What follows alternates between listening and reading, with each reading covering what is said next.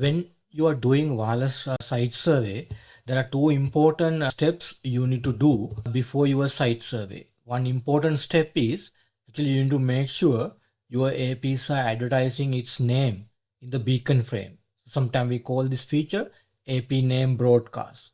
The other important aspect is, like while doing your site survey, your AP should not go and change the channel or change the power level. Sometimes if your environment using automatic algorithm, we generally prefer to freeze those algorithms. In that way, during your survey, those APs and channel will not going to be changed. So now in this particular video, I will be covering one important aspect, the AP name broadcast.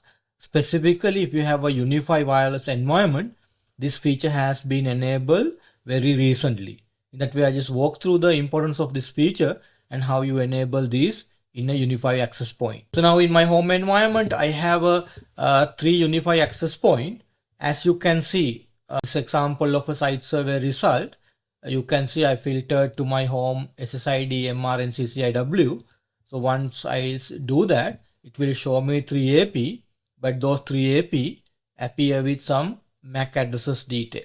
You can see here, so now if you are the sort of a wireless engineer, so then your job is to manually find out the real name and map those real name before you present it to the customer. You just would like to customer will not understand this MAC address detail, which AP is which.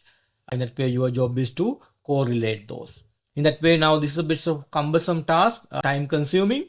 So now not only the site survey, sometime when you're doing a troubleshooting, let me show that as well. So now if I show you this is a Wi-Fi Explorer, like in this particular view, you can see whenever you go and analyze a given environment. So you can see there are 3 access points in 5 gigahertz I'm looking at. So you can see there's one AP there in channel number 132, another AP on channel number 100, and then another AP on the channel number 60. So same detail you can see, but then device name, you can see it's not appearing because this information is not being broadcast in a beacon frame.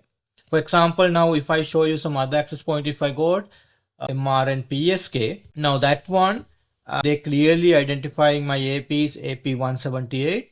This is the name I gave this AP. In this example, the Cisco AP.